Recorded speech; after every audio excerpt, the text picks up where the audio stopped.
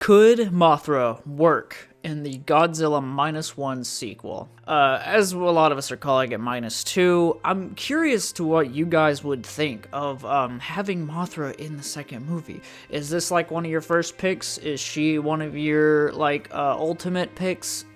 Different Toho kaiju to have in a new Toho Godzilla movie, or do you think someone else should kind of take the stage a little bit? Something like Destroya or something like that. I think Destroya needs to be probably just in a later film, kind of build up to him. But honestly, I could see Mothra working, in my opinion, because she's, as much as you have like the twins story and the sort of supernatural element of that, I think there's something to that that could work. And I feel like Takashi, I don't know how big of a Mothra fan that he is, but I could see him doing this. I feel like there's a lot of monsters that do not work in this world, like Ghidorah and others. I just think Mothra could work. I think that even with her supernatural sort of origin story, it still could fit into this world. Do they do the twin story though? Do they do that whole thing similar to the Monsterverse, where they kind of did a hint at the twins, but they never really went full force into like these tiny little women that are like twins and have a connection to Mothra's supernatural powers and are like kind of the reason she's summoned and in like the old movies and stuff.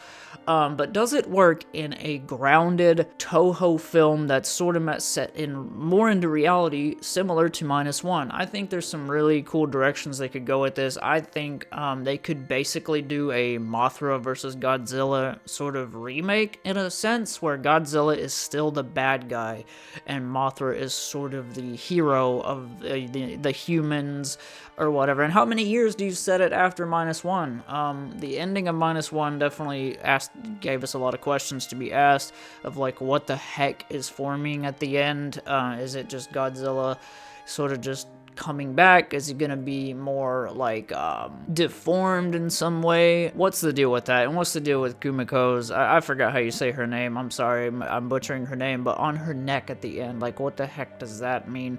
But can you tie that to Mothra in some way? Is there something to this that could make sense for a grounded sequel? I think the -1 world is really good right now to be grounded as much as possible, and maybe not associate aliens or anything like that just yet. Sort of the fun of Mothra to me is always just like her ancient sort of vibe, like the way she's been this ancient creature, and that there could be multiple Mothra, and every time she dies, one seems to come back in some form, and I just think she would be a lot of fun to see in this world, and just to get a peek at that design. Like, what is a minus version of Mothra? What does that look like? Like, what could they do with it? And I do want to know down in the comments what you guys think of this. Do you want to see Mothra in a sequel? Do you want to see somebody else first? And I just think keeping Godzilla as the villain in this is really the way to go. How evil he really was in -1. He just doesn't care, and I would love to see them keep that going.